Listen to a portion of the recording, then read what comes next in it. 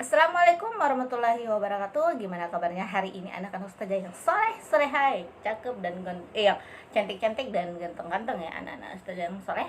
Oke, di video kali ini, di hari ini kita bertemu lagi dengan pembelajaran pendidikan agama Islam Budi Pengerti kelas 3 semester 1 di pembelajaran 4 ya, halaman 41 dengan tema hidup tenang dan hidup tenang dengan perilaku terpuji. Coba anak-anak ustazah buka buku agamanya, buka buku PAI di pembelajaran keempat, lihat itu di halaman 41. Di situ ada hidup tenang dengan berperilaku terpuji ya. Perhatikan, ustazah akan membaca. Berperilaku terpuji akan mendatangkan kebaikan dari Allah Subhanahu wa taala ya. Berperilaku terpuji akan mendatangkan kebaikan bagi sesama. Setiap muslim yang taat dan perilaku terpuji hidup akan bahagia di dunia dan di akhirat ya.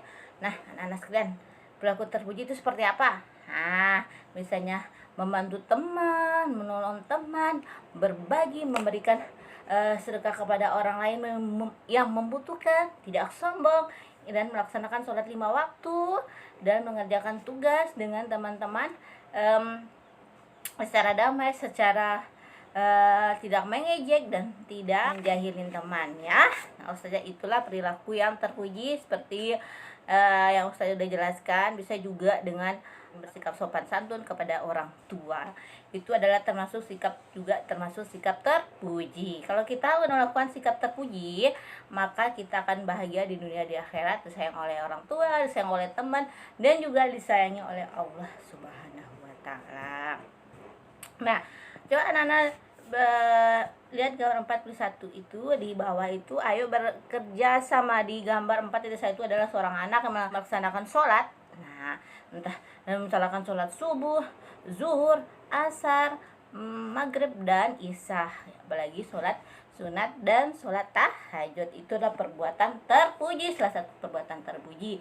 Dan di gambar 4 yang kedua itu adalah seorang anak dia berada di sekolah mengerjakan tugas kelompok dengan didampingin ibu guru, mengerjakan tugas kelompok dengan damai, dengan tidak ribut, dengan tenang, dan dengan itu juga merupakan salah satu sikap terpuji yang dimana di sekolah itu diberikan tugas oleh ibu guru, misalnya tugas kelompok yang diberikan, mengerjakannya dengan damai, dengan teman-teman, tidak ribut, tidak buat onar dan tidak buat keributan, dan menghargai ibu guru, ustazah atau ustazah yang di kelas ya. Lalu setelah bel berbunyi, mereka itu pulang lah, bel berbunyi pulang ya anak-anak, setelah bel berbunyi pulang, dan tidak lupa pula anak-anak mengucapkan salam kepada ibu atau ustazah di sekolah. Nah, ada lagi saat di kantor pos, di saat di kantor, mereka tuh mengantri di kantor pos dengan sopan, tidak membuat onar, tidak buat keributan, dengan sopan, dengan santunnya menunggu antrian, menunggu giliran mereka ya anak-anak sekalian. Lalu coba anak-anak perhatikan di bawahnya lagi, di sub A ya, tanggung jawab ya. Dengar ya, perhatikan ya, Ustazah akan baca. Islam menganjurkan untuk selalu bertanggung jawab bagi umatnya ya. Perbuatan kita akan diminta pertanggungjawaban oleh Allah Subhanahu wa taala. Anak-anak perhatikan, tanggung jawab kepada Allah Subhanahu wa taala antara lain melaksanakan ibadah, salat 5 waktu, subuh, zuhur, asar, maghrib, dan isya. Apalagi bisa salat tahajud dan sunat ya. Lalu contohnya seperti sholat 5 waktu, mengaji udah ya, sholat waktu, mengaji, dan berbuatan baik kepada sesama manusia dan alam sekitarnya. Tanggung jawab terhadap diri sendiri antara lain menjaga kesehatan dan giat belajar ya. Tanggung jawab terhadap orang tua, sopan santun kepada orang tua, berbakti kepada orang tua, taat, patuh, dan bersikap santun. Tadi kan udah bersikap santun ya, udah sudah katakan ya. Tanggung jawab terhadap lingkungan antara lain memelihara tanaman ya, menyiram tanaman, merawatnya, membersihkan lingkungan rumah, dan membersihkan lingkungan sekolah dan juga alam sekitar. Tanggung jawab artinya, tanggung jawab tuh artinya anak-anak ustazah bersungguh-sungguh dalam melaksanakan tugas dan bersedia menerima akibat dari perbuatannya. Nah, perbuatan, kalau kita melakukan perbuatan yang jelek, yang memukul teman, menyakitin teman, kita harus menanggung jawabannya di kelak di akhirat, dipertanggungjawabkan di depan Allah Subhanahu wa taala, ya. Kalau kita melakukan perbuatan yang baik, melaksanakan sholat, menjauhi larangan Allah, menjauhi larangan-larangan yang dibenci oleh Allah, maka kita akan menerima pertanggungjawabannya kelak di hadapan Allah dengan amal-amal yang baik. Kalau kita melakukan perbuatan yang jahat dan saling menyakiti teman, yang mencuri, menyinggung perasaan teman, yang sombong, kelak kita akan pertanggungjawabkan di hadapan Allah dengan siksaan yang pedih, masuk neraka. Kalau kita melakukan perbuatan sopan, yang melaksanakan sholat, mengaji, yang perbuatan yang dilarang oleh Allah, menyiram tanaman, merawat alam sekitar, sayang kepada teman, sayang ibu guru, sayang ustazah, sayang adik dan saudara dan orang tua, sopan santun, kita akan pertanggungjawabannya kelak di hadapan Allah dengan amal-amal yang soleh yang baik. Insya Allah kita semua akan masuk surga, amin.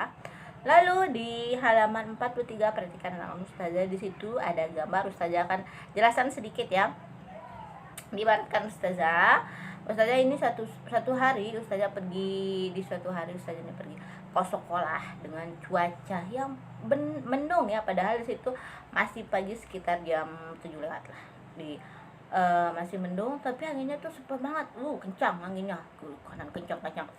Sehingga sampai di tong sampah itu berserakan karena tong sampahnya jatuh, jadi sampahnya berserakan karena tertiup oleh angin. Berserakan di halaman sekolah, berserakan, jadi kotor semuanya di halaman sekolah. Tetapi ustazah senang karena anak-anak ustazah di kelas-kelas ustazah, di semua kelas, di kelas 1, kelas 2, kelas 3, kelas 4 dan kelas selanjutnya, menyapu bersih halaman sekolah. Sampai yang berserakan dipungut, dimasukkan lagi di tong sampah, ya. Akhirnya ustazah senang karena kerja bakti, karena sekolah jadi bersih, karena kerja bakti ada kepedulian anak-anak dan teman-teman, sosialisasi yang luar biasa, ya. Dan akhirnya semua sampah yang berserakan ini jadi tidak ada, jadi semuanya bersih, ya. Gotong royong membersih halaman sekolah, mengelap kaca. Bukan hanya cewek aja mengelap kaca, tapi cowok juga saling membantu biar pekerjaan menjadi ringan dan cepat selesai, anak-anak sekalian. Oke, anak-anak sekalian, coba buka halaman selanjutnya, halaman 44. Nah, agar anak-anak semakin semangat belajar, semakin ceria belajarnya, kita bernyanyi dulu ya dengan nada lagu Balonku. Masih ingat nada lagu Balonku? Dengan judul yang berbeda, Perilaku Terpuji. Kita barengan nyanyi sama-sama ya. Itu 1, 2, 3, mulai. Perilaku yang terpuji sangat indah sekali, perilaku tanggung jawab, hidup jadi beradab, hindari sikap maksiat, yes. Berbanyaklah bertaubat dengan taat dan sholat, bahagia dunia akhirat. Lagi sekali ya. Perilaku yang terpuji sangat indah sekali, perilaku tanggung jawab, hidup jadi beradab, hindari sikap maksiat, yes. Perbanyaklah bertaubat dengan taat dan sholat, bahagia dunia akhirat, amin. Yeay. Sudah hafal lagunya anak-anak sudah? Sudah ya? Mantap, alhamdulillah. Mantap ya. Nah, anak-anak Ustazah jangan lupa di bukan di halaman ya, di bawahnya saja. Di bawah barilah tanda centang pada kolom di bawah ini. Ya. Ya, diisi ya anak-anak Ustazah, diisi ya. Tentunya aku membereskan tempat tidur sekolah. Untuk tidur sekolah, aku membereskan tempat tidur sendiri. Apakah anak sudah pas bangun tidur sebelum berangkat sekolah, atau bangun tidur siang, sore ya, pagi? Apakah anak-anak selalu membersihkan tempat tidur? Kalau selalu membersihkan tempat tidurnya sendiri, dicentanglah selalu. Kalau sering, dicentanglah sering. Kalau kadang-kadang ataupun tidak pernah, dicentang kadang-kadang dan tidak pernah, diisi ya. Lalu anak-anak Ustazah coba, anak-anak Ustazah coba di bawahnya itu ayo berlatih. Nah, ini di sini ada 5 soal ya, 5 soal yaitu yaitu kita baca ya. Yang pertama, tanggung jawab artinya. Tanggung jawab artinya apa yuk? Tadi kan Ustaz udah jelaskan ya, tanggung jawab artinya apa. Perbuatan kita akan diminta titik oleh Allah Subhanahu wa Ta'ala. Nah, ya. Yang ketiga, melaksanakan sholat 5 waktu adalah salah satu tanggung jawab terhadap. Yang keempat, menjaga kesehatan dan giat belajar adalah tanggung jawab terhadap. Yang kelima, menjaga kebersihan lingkungan rumah, sekolah, dan alam sekitar adalah salah satu tanggung jawab terhadap titik-titik. Anak-anak isi ya, itu ya di halaman 45. Dan yang centang-centang ini anak-anak sekalian diisi ya, diisi. Kayak udah selesai, kayak udah anak-anak selesai ngerjakan di Japri, di WhatsApp ya, WhatsApp Ustazah Japri ya. Ustazah, apa sih manfaat dari tanggung jawab itu? Manfaat dari tanggung jawab itu anak-anak ya, anak-anak Ustazah yang soleh-soleha, kita selalu dihargai orang lain, disayang oleh teman, banyak teman ya, selalu disayang oleh orang tua, ibu, bapak, disayang ustazah, dan juga disayang oleh Allah Subhanahu wa Ta'ala. Dan juga mendorong kita dalam kesuksesan.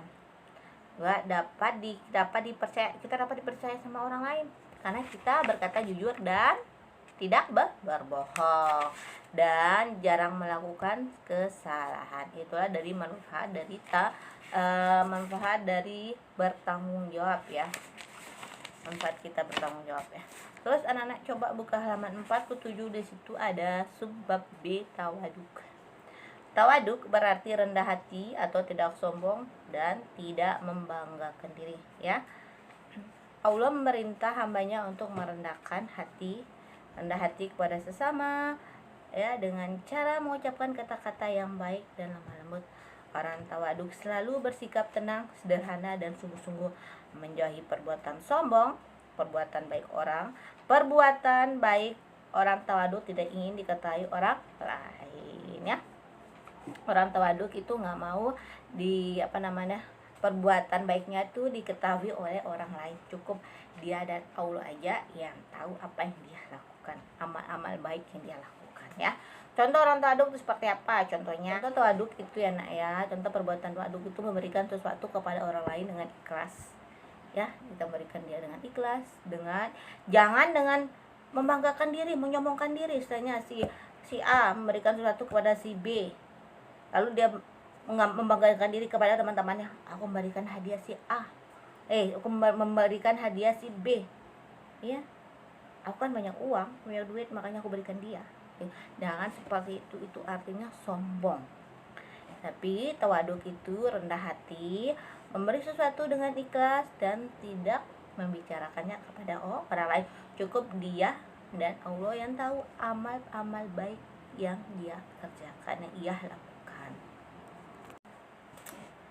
Tidak membantah perintah ustadz dan ustazah ya, tidak pernah membantah, tidak nanti aja kerjanya. Tidak boleh seperti itu ya. Selalu sopan santun kepada ustadz ustazah, tidak membantah dan juga tidak membantah kata-kata orang tua di rumah juga ya. Dan selalu percaya diri, di saat ulangan tidak menyontek. itu yang namanya contoh dari tawaduk ya anak-anak ustazah. Nah, coba anak-anak udah perhatikan 4.7 di sini adalah mereka itu bersama-sama menjaga hewan ternaknya.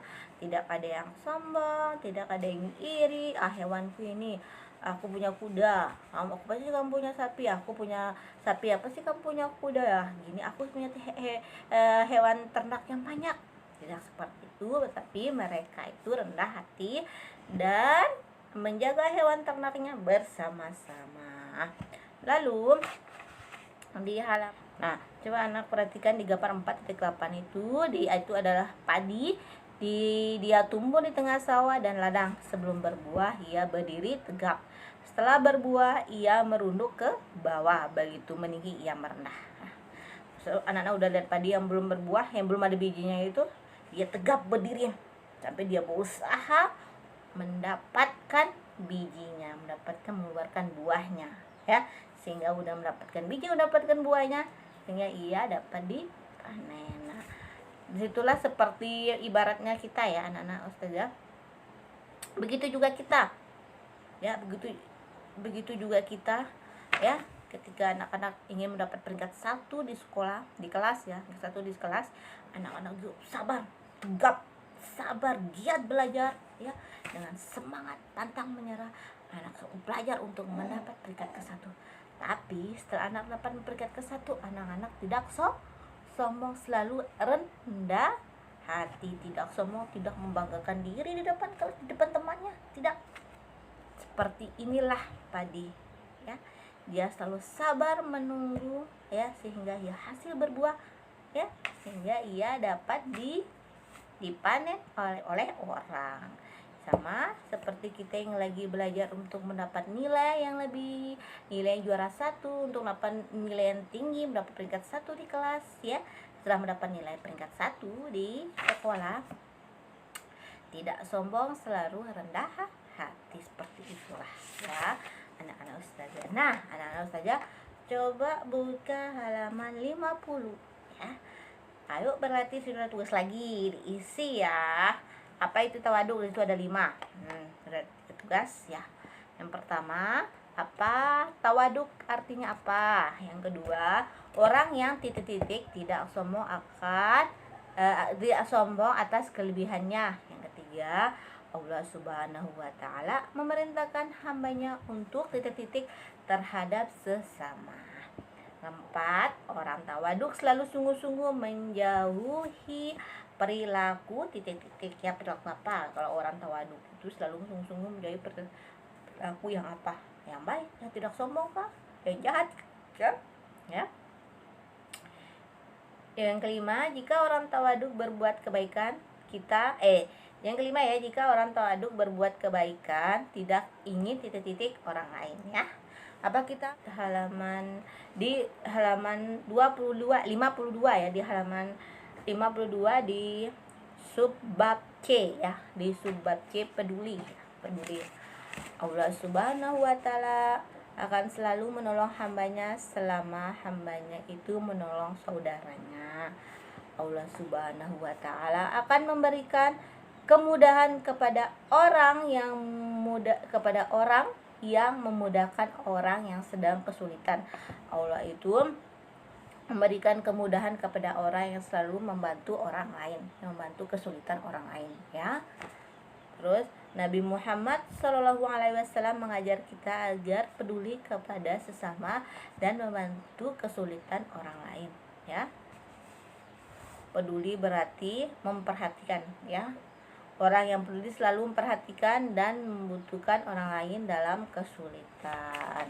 Dan juga dapat contoh dari peduli itu ya anak-anak ya. Contoh dari sikap peduli yaitu memberi sesuatu kepada orang lain, menolong orang lain dengan cara ikhlas, menghibur orang lain, menghibur teman apabila teman mendapat kesulitan atau kesusahan yang menimpanya. Kita menghiburnya ya dengan memberikan sesuatu yang dia suka ya, dengan cara apapun, yang penting dia bisa menghibur dirinya. Lalu saling menghargai ya, saling menghargai, entah itu menghargai agama orang lain, menghargai teman saat bermain ya, tidak boleh mengejek ya. Nah, Ustazah, itulah contoh dari sikap peduli ya, sikap perilaku peduli ya, menolong orang lain, menghargai orang lain, menghibur teman yang mendapat kesusahan ya, dan memberi sesuatu yang bisa membuat dia senang ya, entah itu apa, entah yang penting dia bisa senang untuk menghibur diri yang sedang kesedihan yang menimpa musibah ya, anak-anak ustazah yang solehah. Lalu coba seperti gambar 4.9 itu ya, di halaman 54 ya. Di situ ada seorang anak yang sedang menghibur temannya yang sedang di situ ada di gambar 4.9. Coba lihat, anak-anak perhatikan, itu kan ada seorang anak yang sedang menghibur temannya yang lagi sedih. Udah Ustazah jelaskan, itulah contoh sikap dari peduli dan sering dan membantu orang lain ya, menolong orang lain di gambar 4.10. Itulah contoh dari sikap peduli ya. Dan coba anak perhatikan di bawah 5, di halaman 54 di bawahnya itu ada latihan juga, anak-anak Ustazah isi. Ayo berlatih. Peduli itu apa? Itu ada 5 soal. Ayo peduli itu artinya apa? Allah Subhanahu wa Ta'ala akan selalu menolong hambanya selama hambanya itu titik-titik saudaranya. Allah Subhanahu wa Ta'ala akan beri kemudahan kepada orang yang titik-titik, orang yang sedang kesulitan. Nabi Muhammad nomor 4 ini 4 ya. Nabi Muhammad sallallahu alaihi wasallam mengajarkan kita agar titik-titik kepada sesama. Yang kelima, orang yang peduli selalu titik-titik dan titik-titik orang lain dalam kesulitan. Isi ya, udah 4 tugas yang sudah berikan ya. Lalu coba, nah anak-anak ustazah coba buka halaman 58 di pembelajaran kelima. Sekarang kita udah masuk pembelajaran kelima ya, dengan tema sholat kewajibanku ya. Sholat merupakan tiang agama. Barang siapa menegakkan sholat berarti telah menegakkan agama ya. Barang siapa meninggalkan sholat berarti meruntuhkan agama. Sholat itu kewajiban yang telah ditentukan waktunya bagi orang-orang yang beriman. Nah, di sini Allah telah memerintahkan kita untuk mengerjakan sholat 5 waktu, subuh, zuhur, asar, maghrib, dan isya. Kita diperintahkan ya untuk melaksanakan sholat dan amal-amal yang baik serta menghindari larang-larangannya ya. Kan di gambar 5.1 ya, ada seorang bapak yang lagi azan, yang sedang berkumandang azan. Lalu setelah azan berkumandang ya, sekeluarga berangkatlah di musola.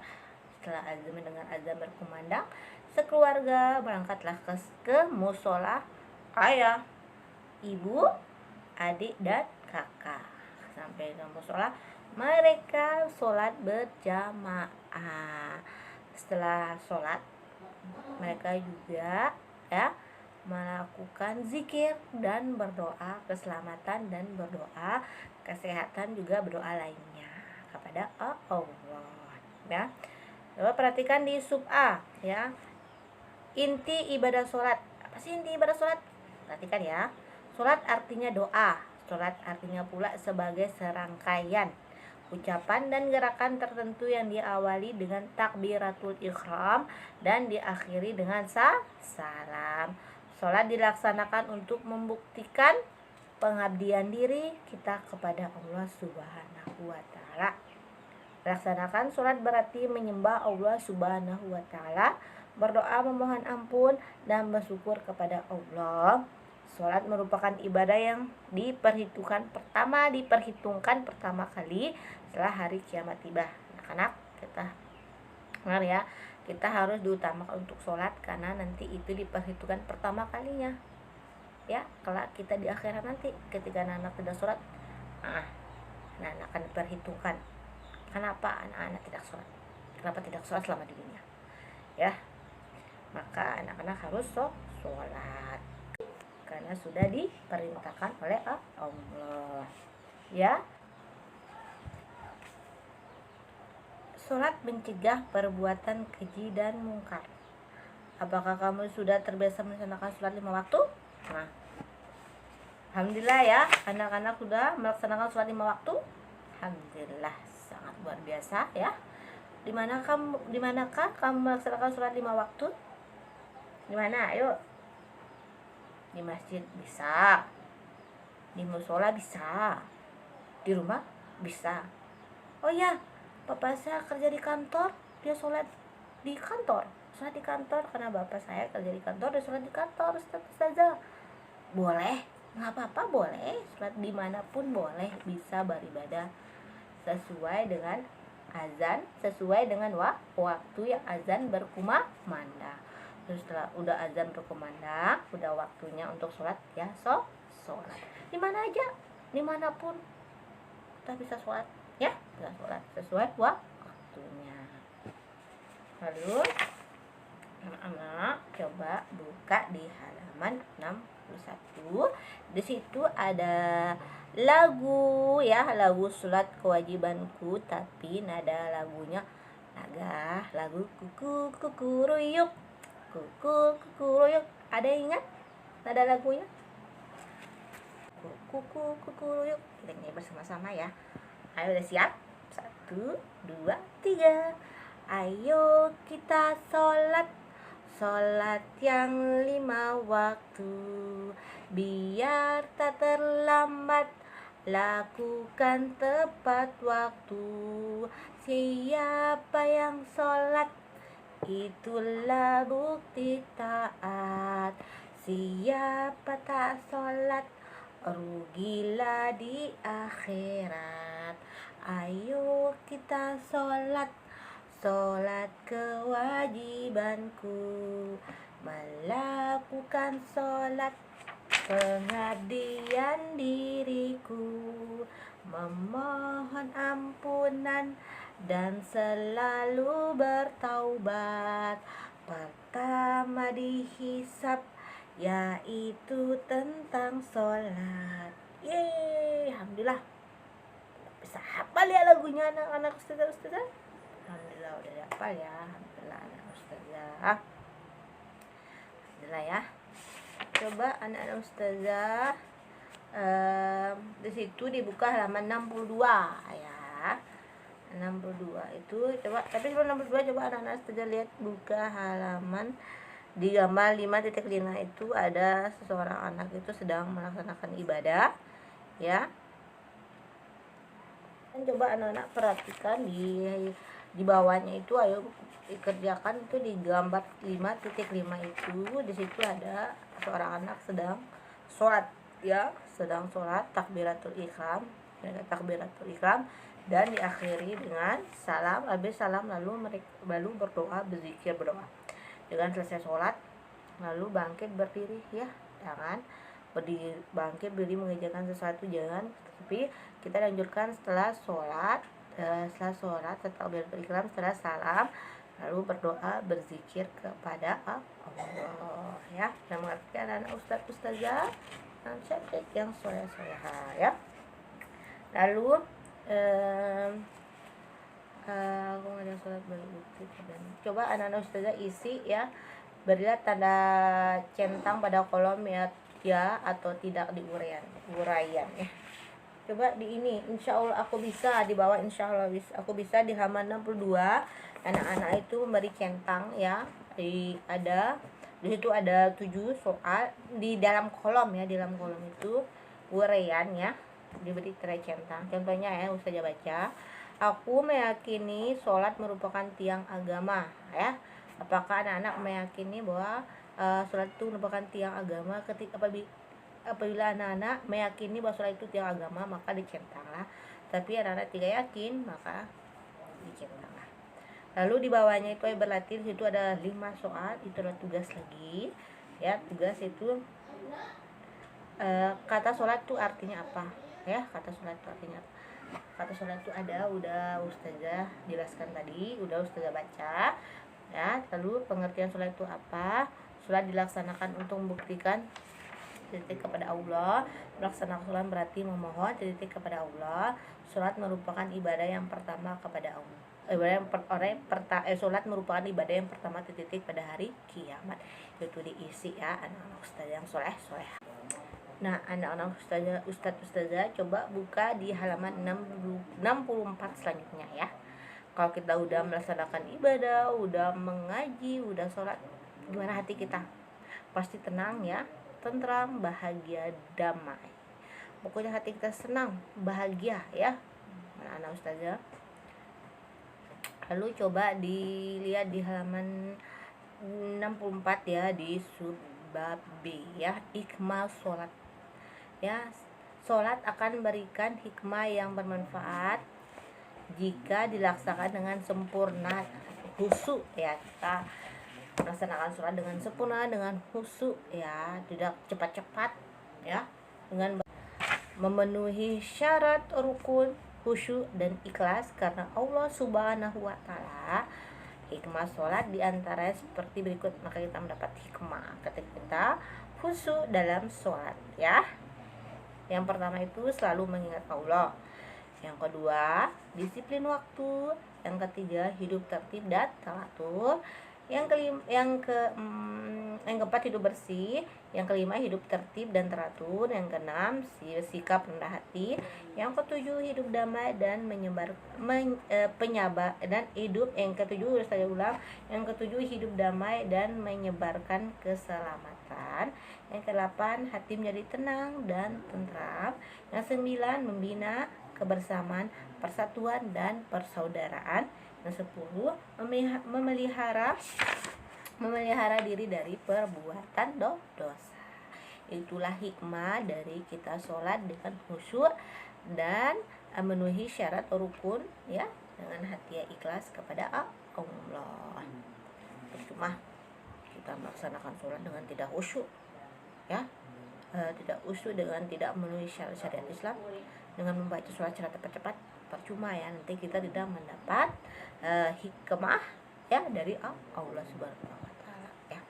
Coba anak-anak perhatikan di bab sub C di praktek sholat. Nah, di situ ada cara-cara praktek sholat. Yang cara pertama itu berdiri tegak ya. Berdiri tegak menghadap kiblat. Nah, setelah anak-anak berdiri tegak berhadap kiblat, lalu takbiratul ihram. Takbiratul ihram membaca Allahu Akbar. Setelah takbiratul ihram, lalu anak-anak meletakkan tangan di antara pusar dan dada. Berdiri tegak. Nah, coba anak-anak perhatikan di halaman 66. Di situ ada gambar amatilah dan cetakan gambar dua ini ya.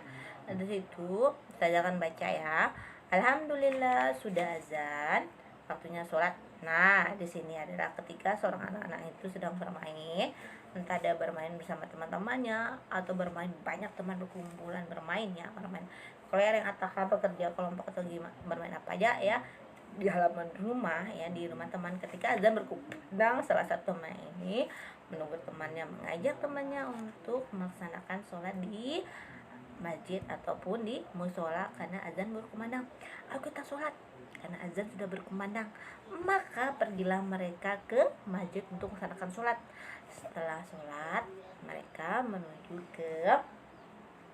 menuju ke madrasah untuk melakukan pengajian.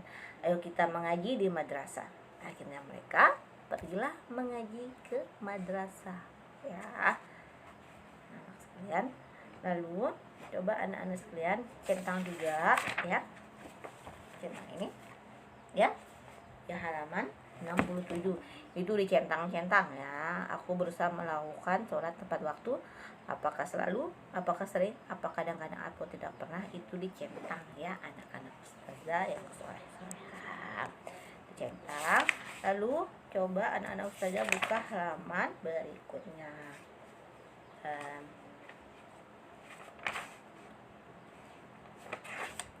Di sini juga ada tugas ya, pasangkanlah soal yang berada di sebelah kiri dengan jawaban yang ada di sebelah kanan dekat ini. Misalnya di halaman 68 nih ya, 68 dipasangkan ya anak-anak, di garis ini pasangkan hikmah sholat hidup bersih. Misalnya saya beri contoh, hikmah sholat itu hidup bersih. Satu, di garis latih hidup bersih, kesamaannya itu terbiasa menjaga hidup bersih ya, di garis miring gitu. Yang kedua, hidup tertib dan teratur ya. Hidup tertib dan teratur biasanya apakah terbiasa menjaga hidup tertib dan teratur, maka di apa, dipasangkan lah ya. Udah ngerti anak-anak ustazah? Oke, nanti kalau udah mengerjakan tugas-tugas yang ustazah berikan, maka dijaprilah ustazah di WhatsApp ya.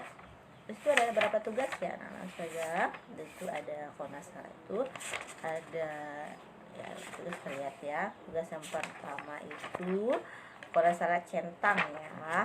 Oh ya, tugas pertama itu ada di halaman 44,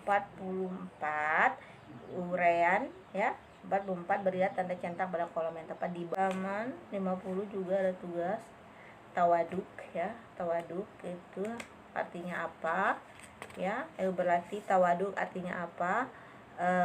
Orang yang tidak sombong atas kelebihannya ya. Itu ada 5 soal, ada 3 4 ya. 4, 1 2 3 4 terus 4 5 halaman 54